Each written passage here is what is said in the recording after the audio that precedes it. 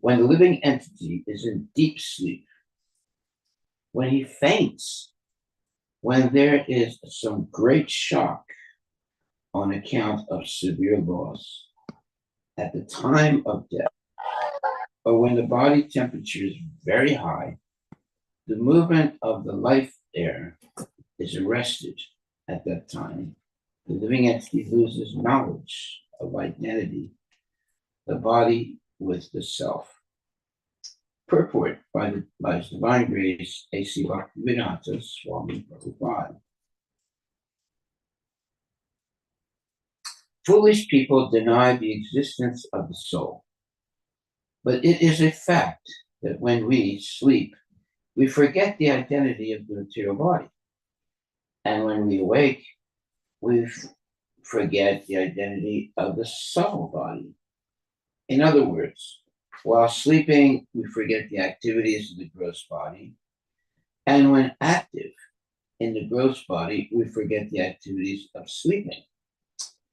Actually, both states, sleeping and waking, are creations of the illusory energy. The living entity actually has no connection with either the activities of sleep or the activities of the so-called awakened state. When a person is in deep sleep or when he has fainted, he forgets his gross body. Similarly, under chloroform or some other anesthetic, the living entity forgets his gross body and does not feel pain or pleasure during a surgical operation. Similarly, when a man is suddenly shocked by some great loss, he forgets his identification with the gross body.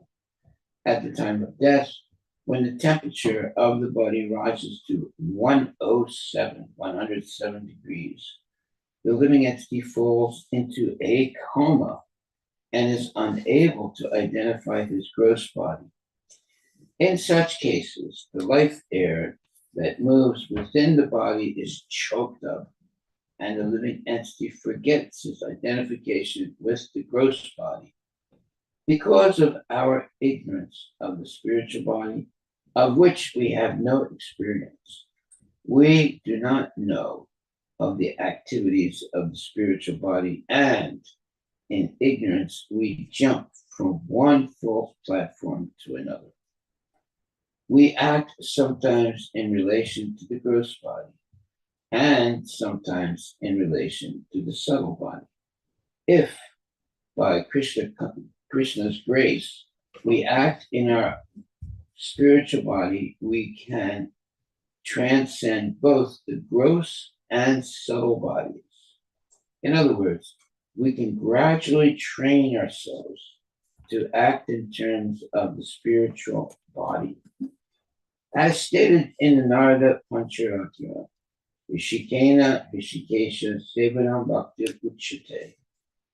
Devotional service means engaging the spiritual body and the spiritual senses in the service of the Lord. When we are engaged in such activities, the activities and reactions of the gross and subtle bodies cease. Well, that's good news. We can overcome the gross and subtle body by the activity of Krishna consciousness. Or it says here, Rishikena Rishikesha Sevanam Bhakti Uchate. The devotional service means engaging the spiritual body and spiritual senses in the service of the Lord. When we are engaged in such activities, the actions and reactions of the gross and subtle bodies cease. Text 72. When one is a youth, all the 10 senses and the mind are completely visible. However, in the mother's womb or in the boyhood state, the sense organs and the mind remain covered. Just as the full moon is covered by the darkness of the dark moon night. Purport by Srila Prabhupada. When a living entity is within the womb, his gross body, the 10 sense organs, and the mind are not fully developed. At such a time, the objects of the senses do not disturb him. In a dream, a young man may experience the presence of a young woman because at that time the senses are active. Because of undeveloped senses, a child or boy will not see a young woman in his dreams. These senses are active in youth even when one dreams. And although there may be no young woman present, the senses may act, and there may be a seminal discharge or a nocturnal emission. The activities of the subtle and gross bodies depend on how developed conditions are. The example of the moon is very appropriate. On a dark moon night, the full shining moon is still present, but it appears not to be present due to conditions. Similarly, the senses of the living entity are there, but they only become active when the gross body and the subtle body are developed. Unless the senses of the gross body are developed, they will not act on the subtle body. There may be no development in the gross body.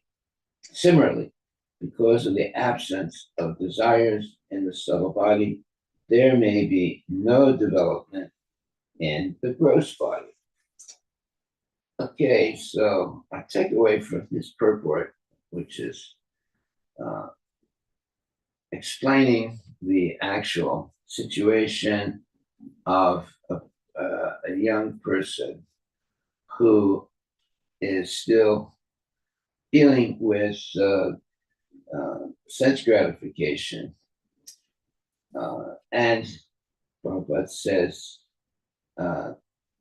the senses may act, and there may be a seminal discharge or nocturnal emission. The activities of the subtle and gross bodies depend on how the developed conditions are. The example of the moon is very appropriate. On a dark moon night, the full shining moon is still present, but it appears not to be present due to conditions. Similarly, the senses of the living entity are there, but they only become active when the gross body and the subtle body are developed. Unless the senses of the gross body are developed, they will not act on the subtle body. Similarly, because of the absence of desires in the subtle body, there may be no development in the gross body. Nowadays, young women and men become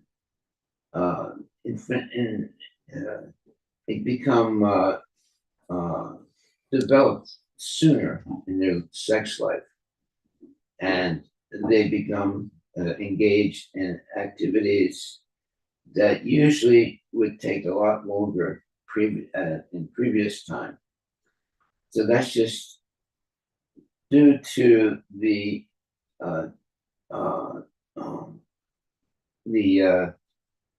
culture that's being practiced now, where there's always, movies and books and different types of experiences that young children are subjected to. They're not protected properly, and there are night emissions and things like that that are very disturbing, whether it's a woman or a man. So that's because of the deterioration of the protection of children today. Unless the senses of the gross body are developed, they will not act on the subtle body. Similarly, because of the absence of desires in the subtle body, there may be no development in the gross body. Well, unfortunately, the desires of the subtle body is being artificially agitated in very young ages due to television, due to books, due to different types of what you would call unsavory experiences that children are subjected to today because they're not being properly protected. And also the sex education in the schools. Well, that's educating them in the wrong direction. Correct. Okay, so it's talking here about nocturnal emissions.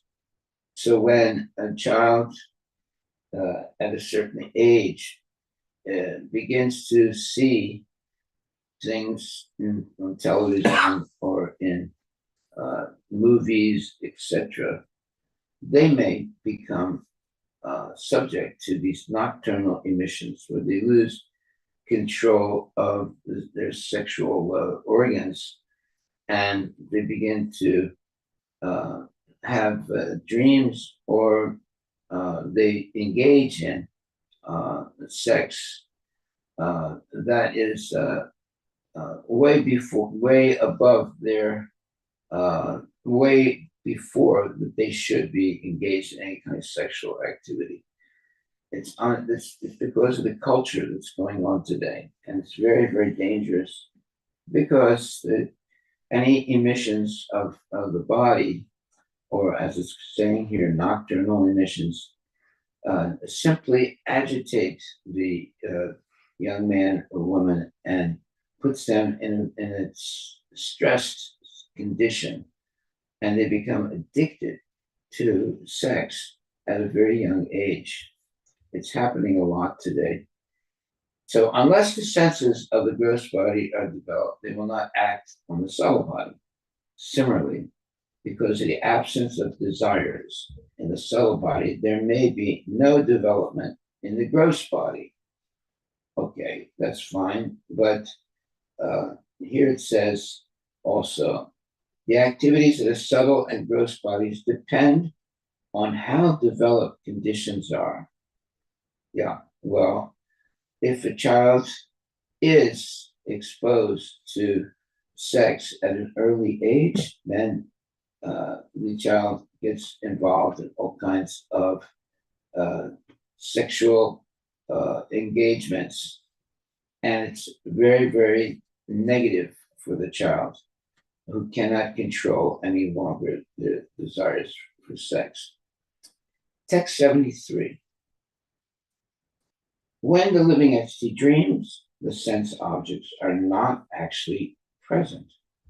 However, because one has associated with the sense objects, they become manifest. Similarly, the living entity with undeveloped senses does not cease to exist materially, even though he may not be exactly in contact with the sense objects. Purport by Srila Prabhupada.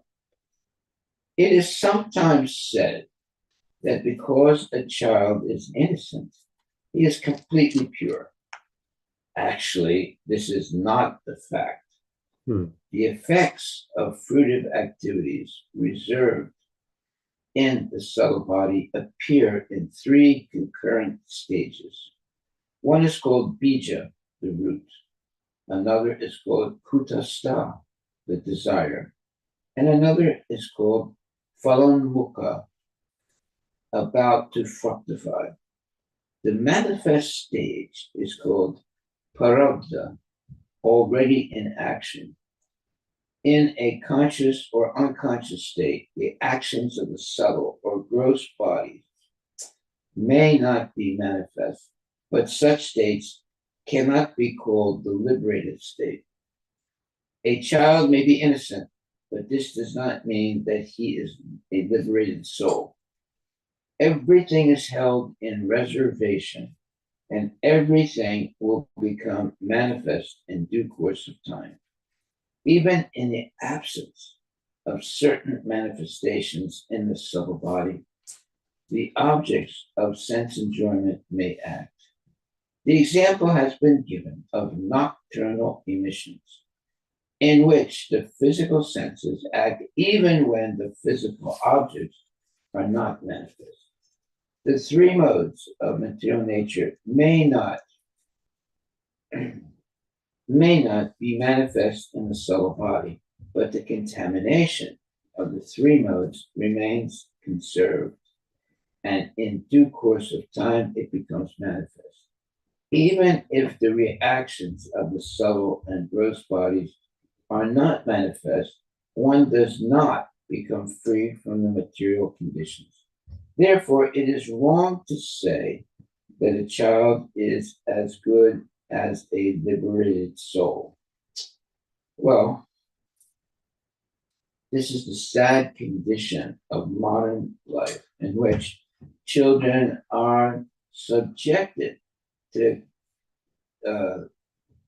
different types of television, movies, and different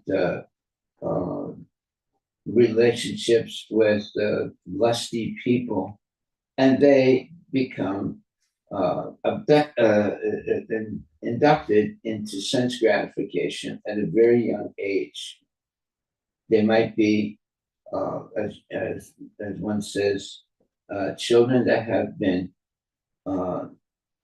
groomed to have sex at a very early age, and very lusty men or women take advantage of them, groom them first, and then take advantage of their body. And it's very sad that many people, young kids that are growing up, are in the association of lusty men or women and engage in sex life at a very young age. It happens a lot today. It probably has been happening throughout life in all different ages. That's just a sign of the deterioration of the consciousness of people in the association of lusty people taking advantage of young children. The example has been given of a nocturnal emission in which the physical senses act even when the physical objects are not manifest. The three modes of material nature may not be manifest in the subtle body, but the contamination of the three modes remains conserved, and in due course of time it becomes manifest. Even if the reactions of the subtle and gross bodies are not manifest, one does not become free from the material conditions. Therefore, it is wrong to say that a child is as good as a liberated soul. Yeah, a lot of children are being exposed to sexual behavior, and they become also trained by lusty men or women to engage in sex at a very early age, and it basically corrupts their mind and it corrupts their body, and is completely a manipulation for lusty people to take advantage of young kids. Therefore, it is wrong to say that a child is as good as a liberated soul. You would think so, but in the bad association of lusty people, they groom children to become sexual slaves at a very young age, and that makes them a victim of lusty behavior for the rest of their life. Text 74. The five sense objects the five sense organs, the five knowledge acquiring senses, and the mind are the 16 material expansions. These combine with the living entity and are influenced by the three modes of material nature. Thus, the existence of the conditioned soul is understood. Purport by Srila Prabhupada. Lord Krishna says in Bhagavad Gita 15.7, Mamavam so jiva loke, jiva bhuta sanatana, Maraksasthanindriyani prakritistani karsati. The living entities in this conditioned world are my eternal fragmental parts. Due to the conditioned life, they are struggling very hard with the six senses, which include the mind. Here it is also explained that the living entity comes in contact with the 16 material elements and is influenced by the three modes of material nature. The living entity and this combination of elements combine to form what is called Jiva Bhuta, the conditioned soul that struggles hard within material nature.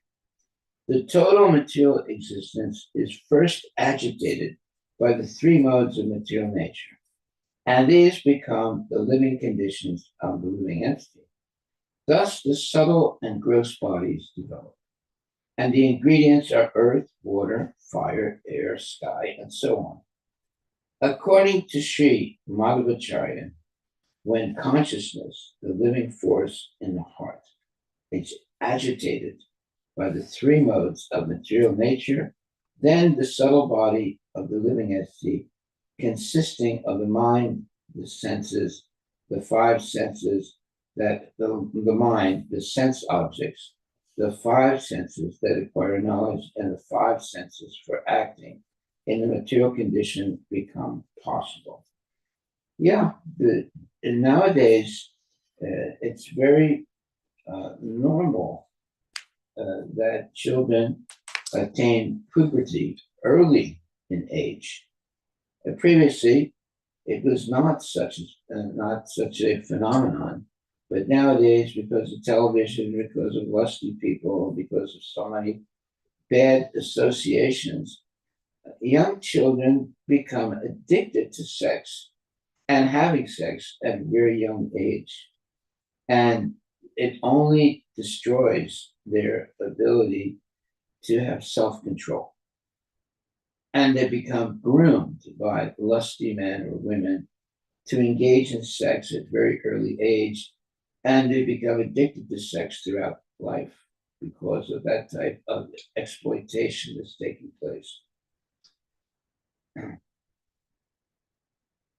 And therefore it says, according to Sri Madhvacharya, when consciousness, the living force in the heart, is agitated by the three modes of material nature, then the subtle body of the living entity, consisting of the mind, the senses, the sense objects, the five senses that acquire knowledge, and the five senses for acting in the material condition, become possible. In other words, nowadays, young people are becoming engaged in sex much earlier than normal, and they become conditioned by lusty people, and it basically ruins their life.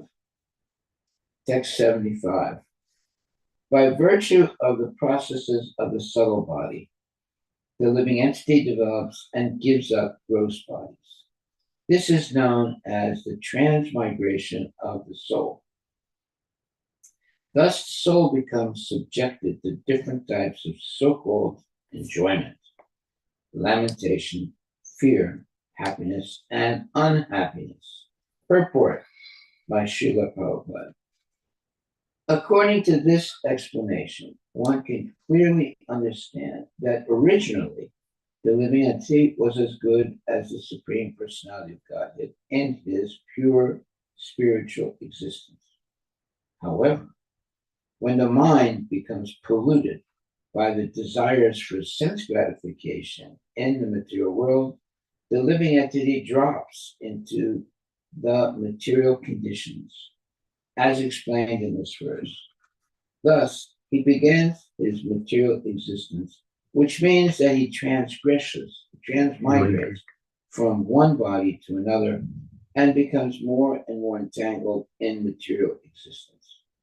The process of Krishna consciousness, by which one always thinks of Krishna, is the transcendental process by which one can revert to his original spiritual existence. Devotional service means always thinking of Krishna. Man manabhava bandhakto madhyajiman namaskuru mam evaishasi satyam te praktijani priyosime. Always think of me and become my devotee. Worship me and offer your homage unto me.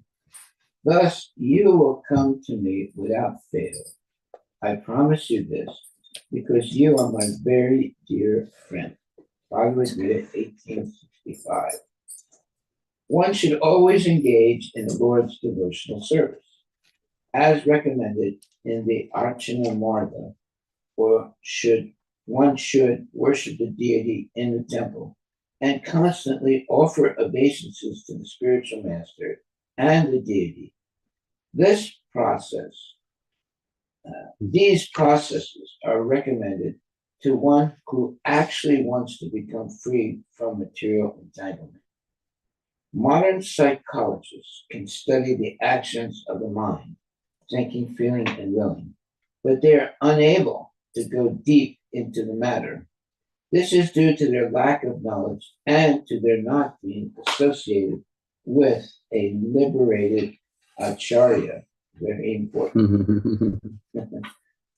Yeah, they're associated with low-class teachers who are teaching mundane sex to kids. It's called the sex education in schools, from 5th grade on.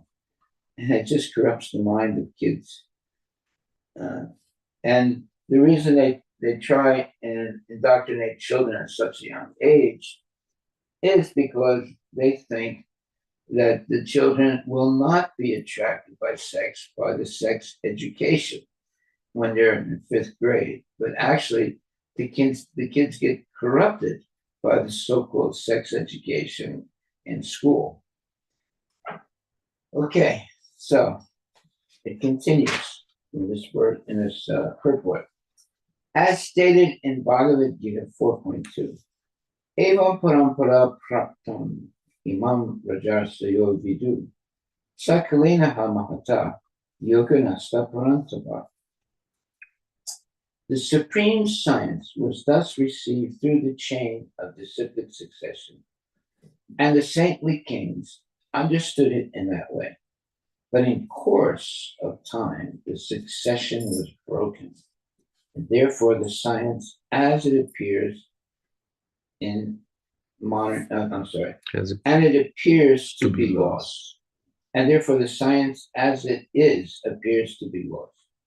Guided by so-called psychologists and philosophers, people in the modern age do not know of the activities of the subtle body and thus cannot understand what is meant by the transmigration of the soul. In these matters, we have to take the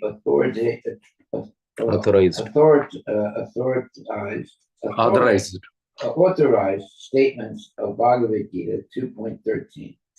Dehinosmin yata dehe komaram yuvanam jara tata dehantara praptir diras tatra namuyate.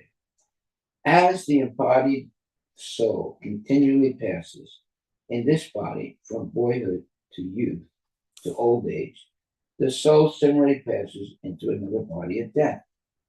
The self-realized soul is not bewildered by such a change.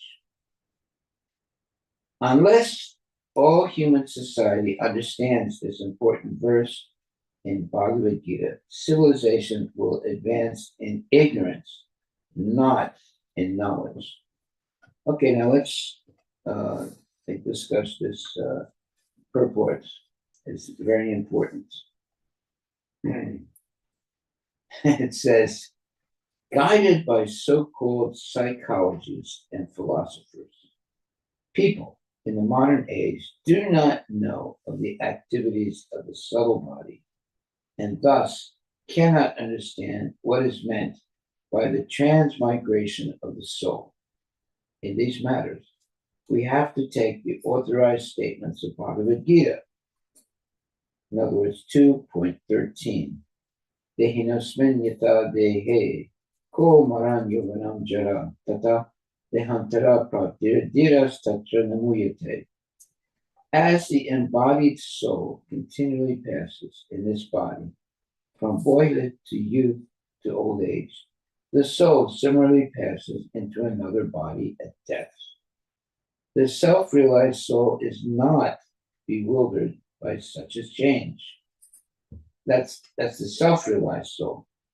Unless all human society understands this important verse in Bhagavad Gita, civilization will advance in ignorance, not in knowledge. Well, that's what happens when young kids are induced into sexual behavior. What happens is they will advance in ignorance, not in knowledge, and that's what's happening through movies, through books, through sex education. The whole idea of sex education today is to teach kids how to use different things to avoid not to avoid having sex, but to artificially help them not to get pregnant by using condoms and things like that. That's what the sex education is today. How to use these artificial things to help them not have what you would call not have illicit sex by which children are born at a very young age. So they're taught how to use condoms and other artificial things to avoid having emissions and getting a woman pregnant or getting a child pregnant. So therefore it says here, people in the modern age do not know the activities of the subtle body, and thus cannot understand what is meant by the transmigration of the soul. In these matters, we have to take the authorized statements of Bhagavad Gita 2.13. As the embodied soul continually passes in its body from boyhood to youth to old age, the soul similarly passes into another body at death. The self-realized soul is not bewildered by such a change. Unless all human society understands this important verse in Bhagavad Gita, civilization will advance in ignorance, not knowledge.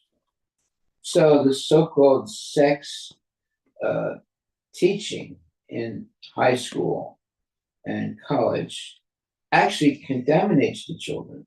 It doesn't help them to learn how to control their sexual desires. It actually is conditioning them to have sex, not to control sex. Why? Because they're taught about condoms and other things that artificially control ejaculation. But that doesn't help them spiritually to be spiritually advanced. It makes them addicted to sex rather than to be able to control sex. This is the real sad, let's say, result of modern indoctrination in sex, and that usually takes place after 5th grade in schools today.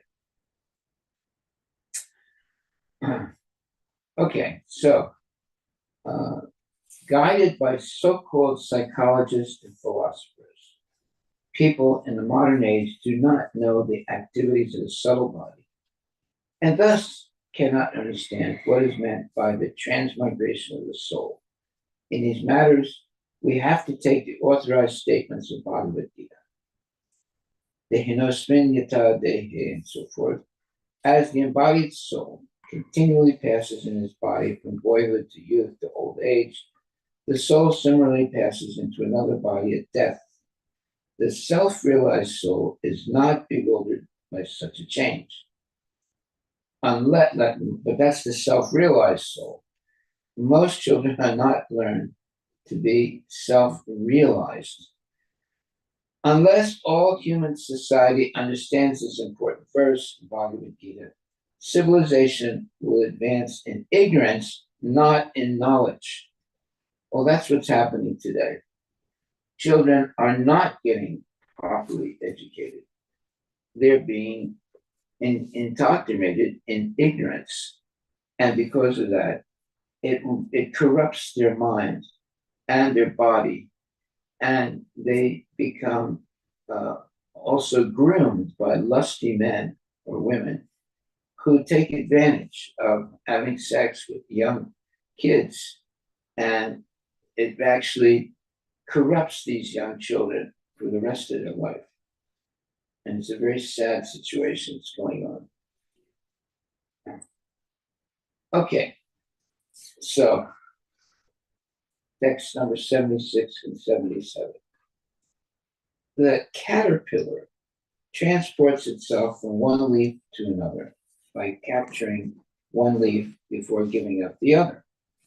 Similarly, according to his previous work, the living entity must capture another body before giving up the one he has.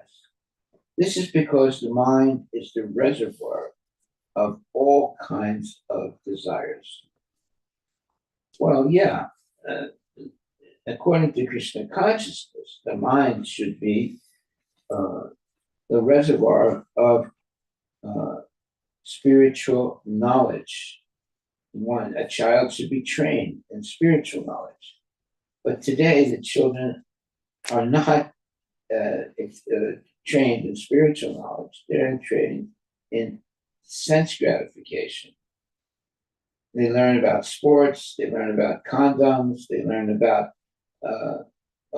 when they watch movies, and they hear and see many corrupting things, and they become addicted to sex, and it goes through their whole life and ruins their ability to be Krishna conscious. So it says here that according to this previous work, according to his previous work, the living entity must capture another body before giving up the one he has. This is because the mind is the reservoir of all kinds of desires. Well, yeah, if we have desires for sense gratification in previous life, it'll continue in the next life. In other words, it's like a disease that is coming from one person to another. Contagious. It's contagious, yeah. So children have to be protected from lusty people and lusty, let's say, types of information that's being proliferated freely nowadays. By the way, previously, pornography was outlawed. It was actually prosecuted by the authorities. But after the 1960s, the pornography became legal. And all it has done is to make young children aware of their sexuality very early in age. and very easy, and children are easily, let's say, corrupted by pornography because it is legalized. Before it was, you could be prosecuted if you were caught with pornography. But nowadays, because it's legalized, somehow or other, children are introduced to pornography at a very early age. And because of that, they become corrupted. However, the men or women that corrupt them by engaging them in pornographic, let's say, knowledge, they can be also prosecuted even today, but usually it doesn't happen. And these lusty men and women get away with it to corrupt young children and train them, or what you call, train them to have sex from an early age and corrupt them for the rest of their lives. So that's why it says in the purport here, 76 and 77, a living entity too much absorbed in material activities becomes very much attracted to the material body. Even at the point of death, he thinks of his present body and the relatives connected to it. Thus, he remains fully absorbed in the bodily conception of life, so much so that even at the point of death, he abhors leaving this present body. In other words, people today get so attached to the material body that even at the moment of death, they cannot give up their attachment to the material body, which means that they'll have another body. After they die, they'll go to another material body and stay trapped in the process of sex and self, let's say, self activities of sexual enjoyment. The whole purpose of education is to learn how to control one's mind and body from illicit activities. That's not what's happening today. Children are not taught how to control their mind and their body, and they become groomed. That's a very important word, groomed, by lusty people, men and women, to train them to have sex. And even the sex education that they learn in schools becomes a form of grooming for children to have sex rather than give it up.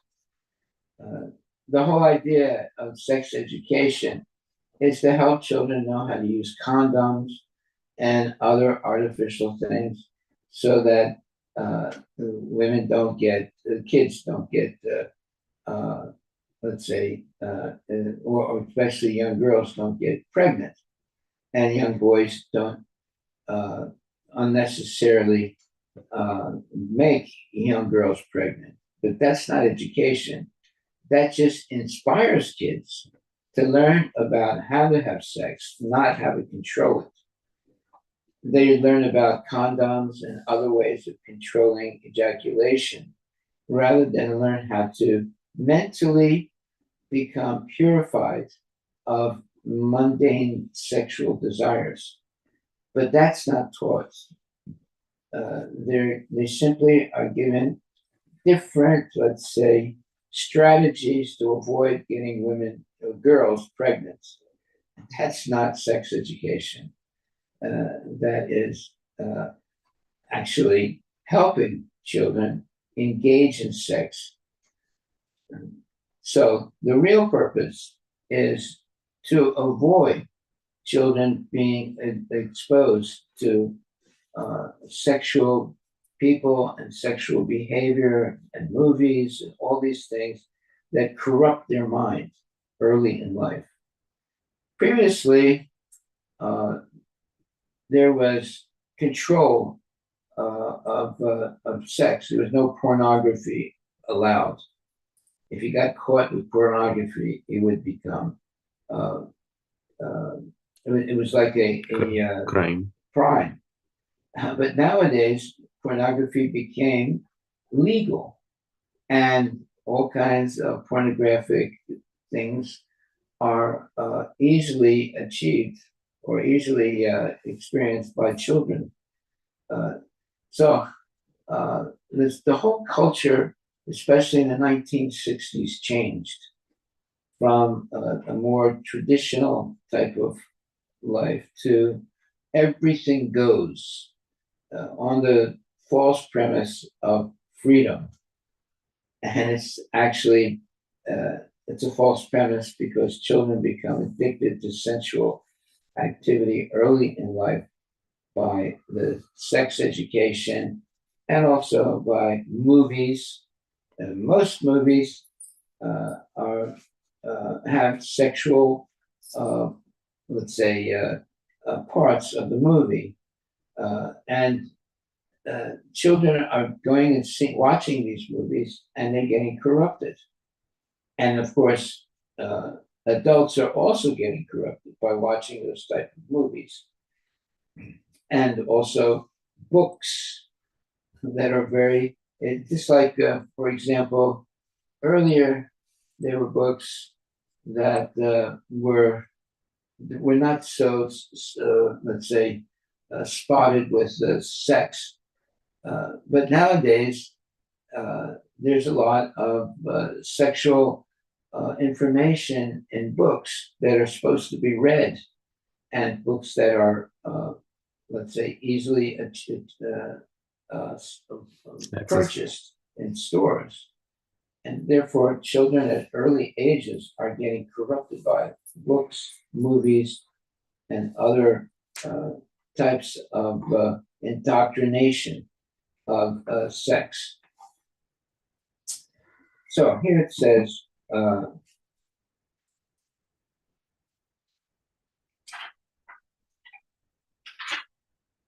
the material nature is very strong, and the material modes force one to accept another body.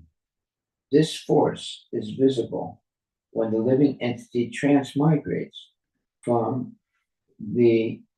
from a superior body to an inferior one. One who acts like a dog or hog in the present body will certainly be forced to accept the body of a dog or hog in the next life. There are many people that say, well, what's wrong with becoming a dog in your next life? That shows how ignorant people have become. A person may be enjoying the body of a prime minister or a president, but when he understands that he will be forced to accept the body of a dog or hog, he chooses not to leave the present body. Therefore, he lies in a coma many days before death. That's true. Many people, not everybody, but many people, they have a coma. That means they lose control of their mind and body, and they are more or less like a vegetable because they've engaged in so much sense gratification, so much ejaculation of semen that in an old age they fall into a coma. And therefore, Prabhupada says, therefore he lies in the coma many days before death. This has been experienced by many politicians at the time of death. The conclusion is that the next body is already determined by superior control. The living entity immediately gives up the present body and enters another. Sometimes in the present body, the living entity feels that many of his desires and imaginations are not fulfilled. Those who are overly attracted to their life situation are forced to remain in a ghostly body and are not allowed to accept another gross body. Even in the body of a ghost, they create disturbances for neighbors and relatives The mind is the prime cause of such a situation. According to one's mind, different types of bodies are generated, and one is forced to accept them. As confirmed in Bhagavad Gita 8.6, Yam Yam Vapi Smaram Bhavam, Tyajat Ante Kalevaram, Tam Tam Evaiti Konteya, Sadatat Bhava Bhavitaha. Whatever state of being one remembers when he quits his body, that state he will attain without fail. Within one's body and mind, one can think as either a dog, a god, and in the next life is offered to him accordingly. This is explained in Bhagavad Gita 13:22. Purusha prakriti stohi, bhukte prakriti jan gunam, karanam gunasangasya sadasad yoni janmasu. The living entity in the material nature thus follows the ways of life, enjoying the three modes of nature. This is due to his association with the material nature. Thus he meets with good and evil among various species. The living entity may transmigrate to either a superior or inferior body according to his association with the modes of material nature. If he associates with the mode of ignorance, he gets the body of an animal or an inferior man. But if he associates with the mode of goodness or passion, he gets a body accordingly. This is also confirmed in Bhagavad Gita 14.18. Urdhvam gachanti sattvasta madhye tistani rajasa jaganya gunavrittista atho gachati tamasa. Those situated in the mode of goodness gradually go upward to the higher planets. Those in the mode of passion live on the earthly planets, and those in the mode of ignorance go down to the hellish worlds. The root cause of one's association is the mind. This great Krishna consciousness movement is the greatest boon to human society because it is teaching everyone to think always of Krishna by executing devotional service. In this way, at the end of life, one may be transferred to the association of Krishna. This is technically called Nitya Lila Pravista, entering into the planet Goloka Vrindavan. Bhagavad Gita 18:55 explains, Bhaktya mam abhijananti yamanyas-chasmi tattvata tato mam tattvato gyatva vishite tad anantara. One can understand the Supreme Personality as he is only by devotional service. And when one is in full consciousness of the Supreme Lord, by such devotion, he can enter into the kingdom of God. After the mind is completely absorbed in Krishna consciousness, one can enter the planet known as Goloka Vrindavan. Well, today, people are not taught to have the mind completely absorbed in Krishna consciousness. In fact, Krishna consciousness is not taught in schools. Is it taught in schools? No. So that's why children, right from an early age, are learn about having sex. The sex education that they learn is how to use condoms and other, ways to avoid getting a girl pregnant. But that's not education. That's this artificial type of having sex and not getting a girl pregnant. But that's not sex education. That's training children to have sex, but not having the consequences of sex, that is, getting a girl pregnant. So that cannot be taught, that cannot be considered as sex education. That is an indoctrination of having sex and not having children.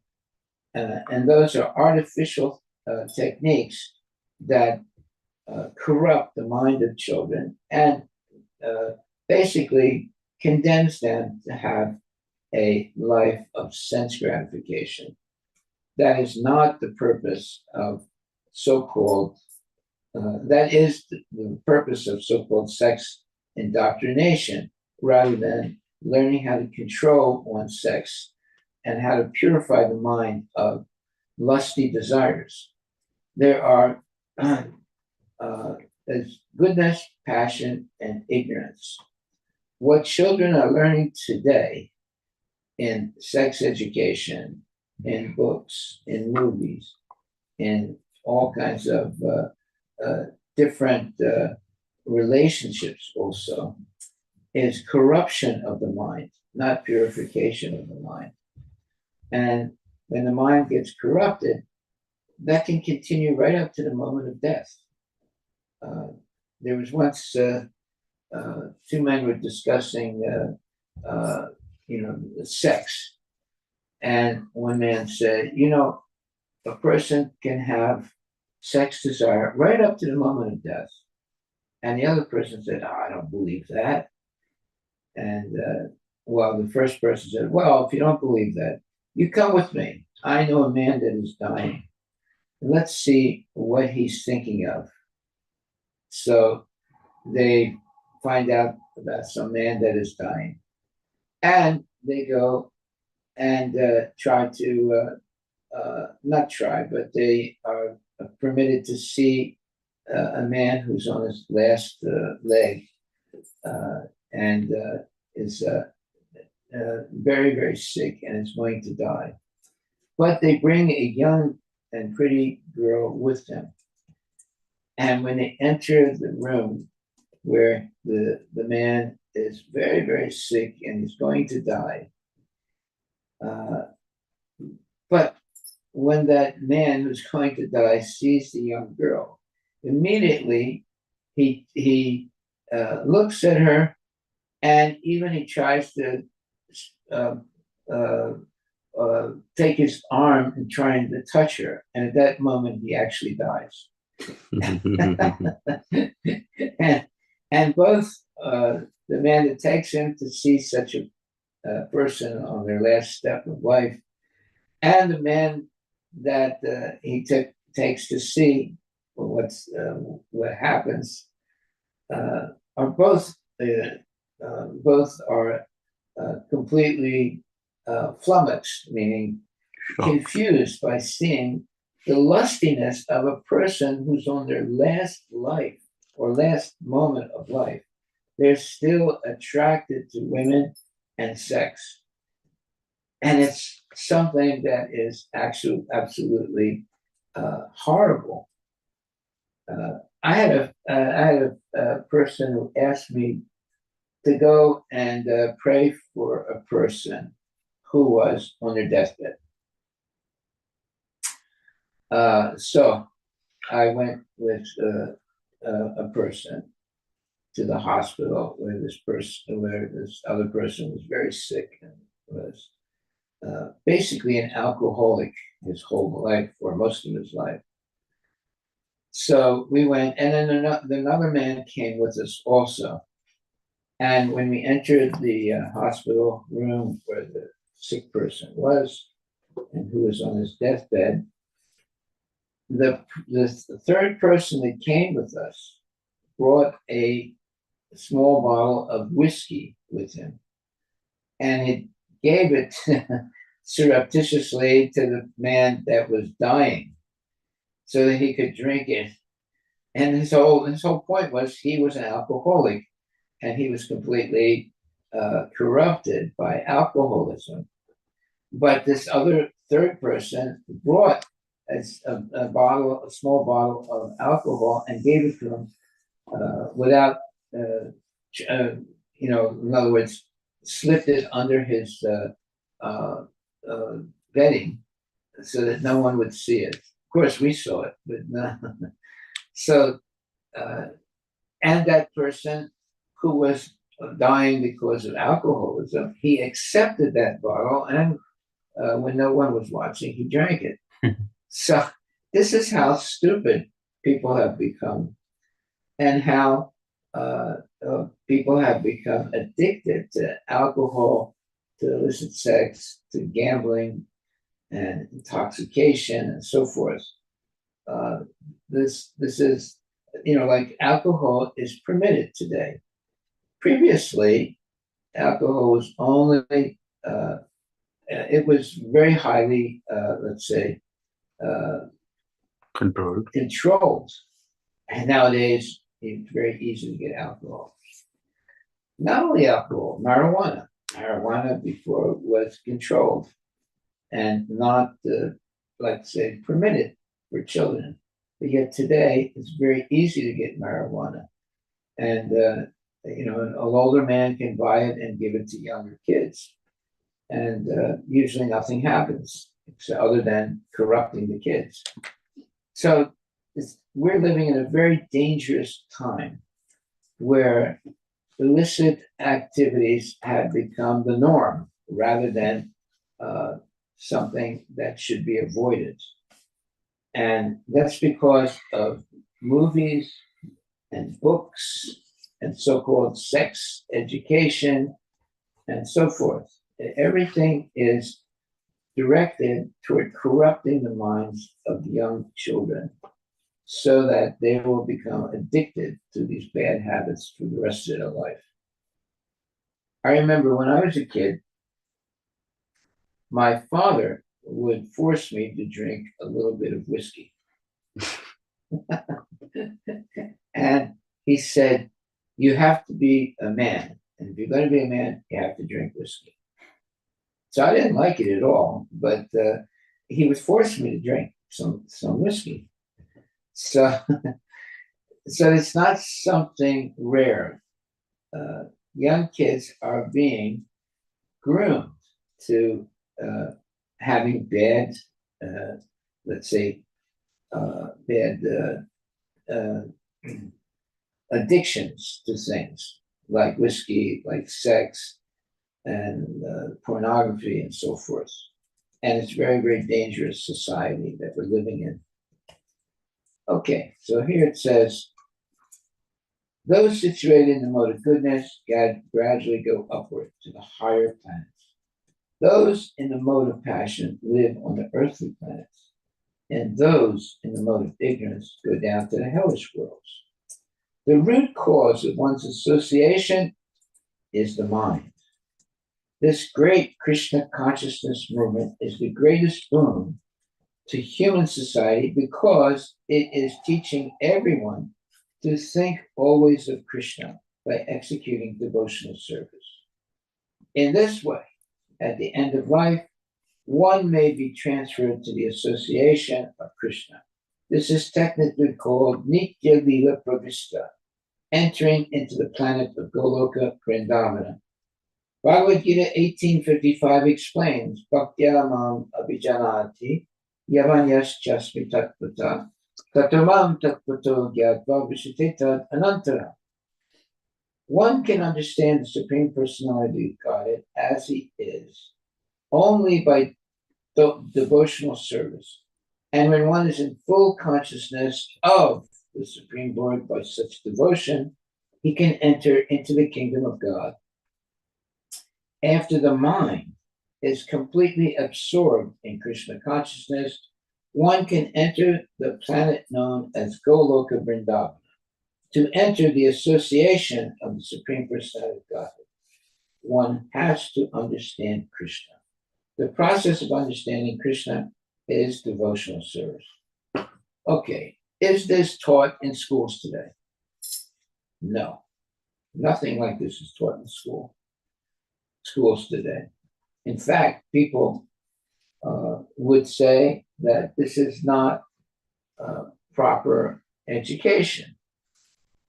They'll teach you how to use condoms, they'll teach you how to avoid getting girls pregnant by artificial methods, but they don't teach you about how to enter in the association of the Supreme Personality of Godhead and to understand Krishna. And the process of understanding Krishna is devotional service. They don't teach that in school. even in public, well, not in public schools, but even in private schools or Catholic schools, they don't necessarily teach you God consciousness. You would think that in a Catholic school, they teach you to be God conscious. But even in the Catholic schools, they have what's called necessary curriculum by the state, and they have to teach sex in high school to kids. It's mandatory in the curriculum of schools today. So even in a Catholic school, where normally children should be protected from sex knowledge or sex activity, they are mandated to teach the sex, what you would call sex knowledge to young kids, after fifth grade. So even if you go to a Catholic school, that kid will be indoctrinated by the curriculum in such schools. Okay, so after understanding Krishna as he is, one can become eligible to enter Krishna Loka and associate with him. The mind is the cause of such an exalted position. The mind can also get one a body like those of dogs and hogs. To absorb the mind always in Krishna consciousness is therefore the greatest perfection of human life. So that's our takeaway today. If you put your child in a public school, that is a form of child abuse. It's not helping the child be educated. The child is going to get corrupted, not only by the curriculum, but also by the other children in the school. So, what is the solution?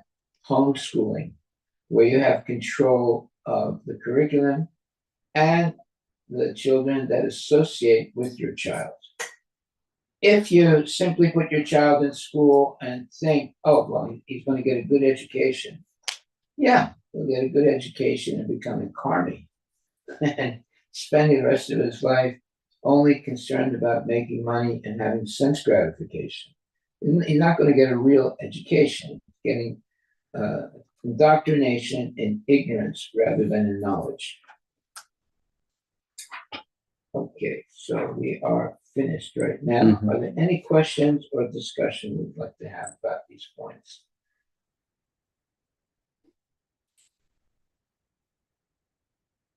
Any questions or comments?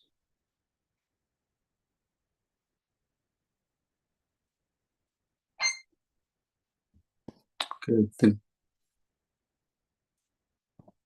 anybody has, I think, yes, go ahead. Danvat Pranam, Maharaj. Maharaj, I was just, since last 2 days, we have been discussing about our curriculum, what is being taught in our schools, and what is not being taught. I agree what is not being taught to 100%, but what is being taught is also necessary because we are teaching a very big group of population. You never know which child may do what. So even learning history, geography, when you grow up, you can become a mathematician, you can become a miner, you can become, so many fields are there to choose from. So they have to teach that as a general for the child to choose what you want to be in future, and as well as even about sex education, they have to teach both the sides of the coin. But agreed, the school is not teaching the spiritual side of the coin, they are just teaching the material side of the coin, but it is necessary also. We can't just do homeschooling, because homeschooling, what you go to earn, you go to, there's no time, energy. I appreciate all those Matajis and Prabhujis who have done homeschooling, but for me, it's a Herculean task. But you just can't depend on homeschooling. You need external help. That's it. That was just my thoughts. Thank you, Prabhuji, and I apologize if I have such materialistic thoughts. Thank you, Hare Krishna. Well, thank you for apologizing. Because what you just said is completely rejected by Prabhupada. Prabhupada doesn't want his followers to be educated in mundane knowledge. He wants his followers to be educated in Krishna consciousness. And there's no position in which Prabhupada wants his devotees to be educated in nonsensical sense gratification, books and theories and indoctrination in how to have sex and so forth. He was completely against it. He rejected it completely. In fact, I've written a book about that. It's coming out very soon. And you can read it. Prabhupada's education for children. So,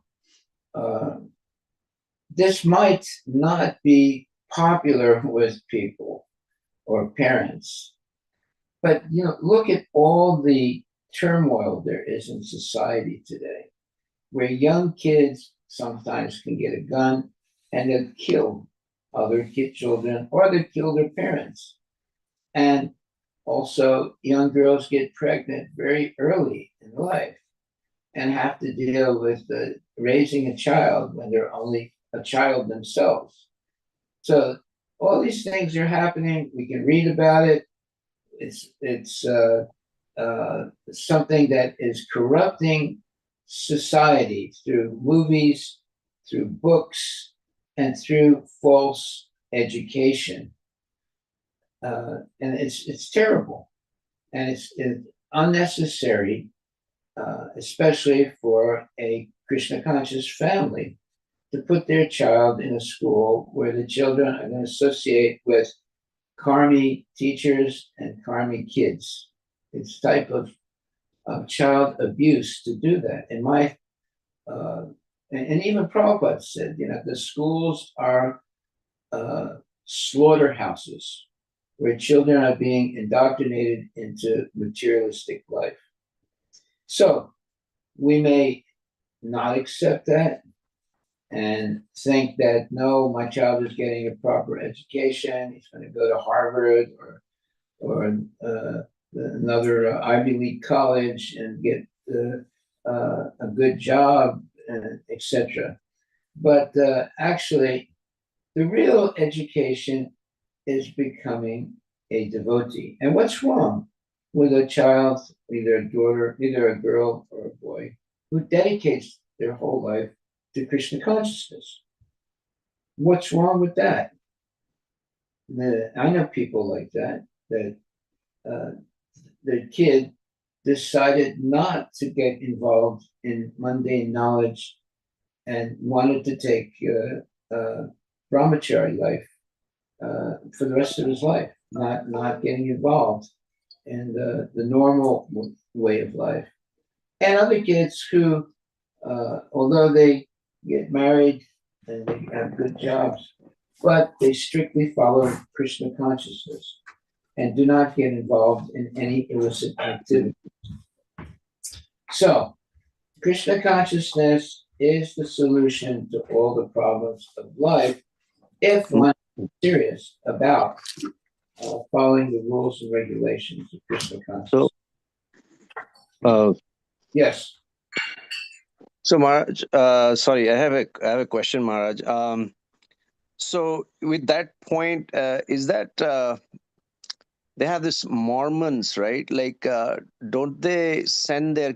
I think after high school they require them to do like some kind of 2 years, or even before they go to college, they kind of required to preach or go on a mission or something, right?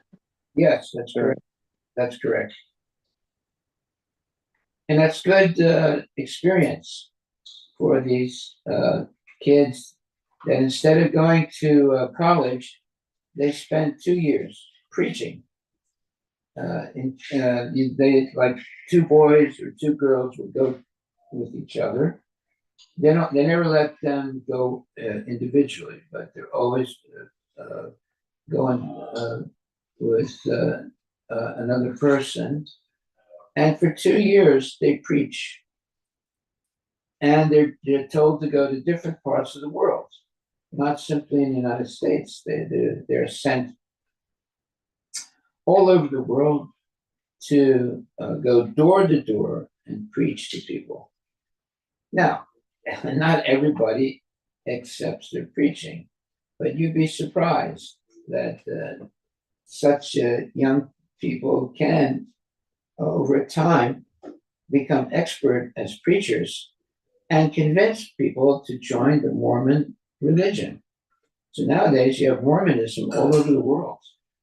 They've spread their religion throughout the world, not just the United States. Yes, Maharaj. Haribol. And that's good training for a young person to spend at least 2 years of their life preaching, not going to school, but preaching and teaching other people about their religion.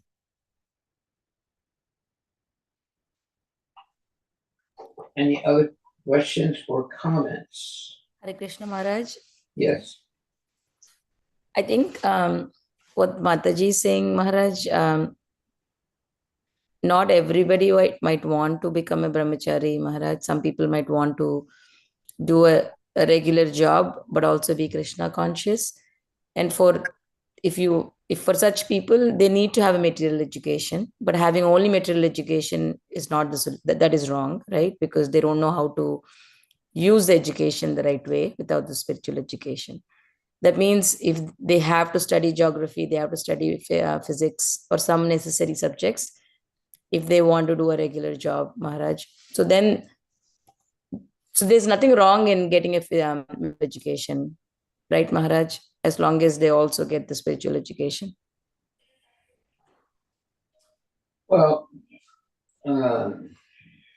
Prabhupada has said, I mean, I can look it up and show you. He didn't really want kids to be educated in mundane subjects. Okay. Why? Well, because you don't know when you're going to die. Mm. And if you just get educated in mundane knowledge, you'll die in ignorance and take birth again. Prabhupada wanted children to be educated very, very, let's say, fully in Krishna consciousness and to avoid mundane education. That was his, in fact, maybe tomorrow or the next day, I will show you statements that Prabhupada has made about education. So I'm preparing a book about that. And he's very adamant about young kids being taught Krishna consciousness and avoiding mundane education. Now, someone might say, oh no, but then the child will not be ready to live in the real world. Mm. But that's not a fact. So anyway, this is a good subject that we can research and discuss more, because what Prabhupada wanted for education of children may not be what we think should be the education of children. So we should discuss it, and let's